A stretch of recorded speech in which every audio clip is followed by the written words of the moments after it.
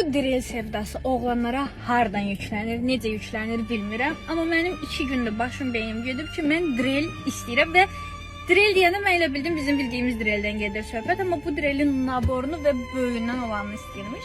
Mən də aldım təbii ki də. Oy bu Linda boydadı o. O ne dedi?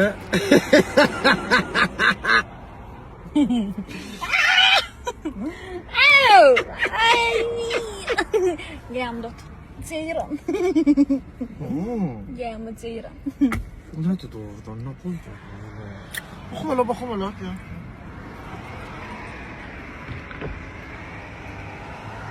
Kasıb gəlir bax. Aha! Necədir? Такой бычка. Ой, блин. Спасибо, Evala. Gelir. Mənə paltar zad yox, Mənə bu belə mujik şey. Nə boydadır, nə boydadır? Yetimin olanından. Aha. Nə boydadır? Bilmiyorum. Bu batarya hamısı bir-birinə yerdə yəqin ki də. Bilmirəm ki, balam nə başım çıxır. Mən heç bilmirəm bunu. Mən elə bildim drill yerdə şeydən. Oy. Uy, blin, məsələni sənə zor. 8 vaxtdır bu.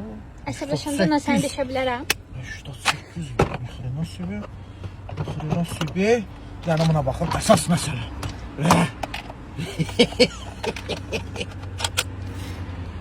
Gəliyorum. Adboynika qoyaq da gəl. Olmaz o. Biraz o tərəfdə elə canım, mənim ceyranım inciyir belə şeylərdə. Ürkür. Yürü var o. Həmişə bundan istəyirdim mən. Yaxşı artist deyirəm. Həmişə deyirdim ki, perforator olar. Yaxşı da, nə artist deyiləm. Mənim adboynika necə işləyir? Gəl. Oy boy. Pistol ha. Ay, bu uzaqlaşdırma zadına bax ora. Mənə lazımdır. Bu da bunundur bax. Belə eləyirsən. Bir dənə bundan. Sən də paltar-maltardan. Bir dənə mənə corab ver arada. Bir-iki dənə də belə bilirsən mənə. Sən mənə elə şey elədin ki, təzə geyin, təzə paltar. Nəsə reklam düzəltsə keşik.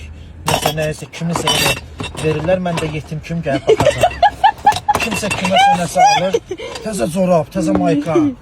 Neyin var idi? Bəyəndin? Bəyəndin nədir? Məsələndir. Bilirsən, bu sən almışam.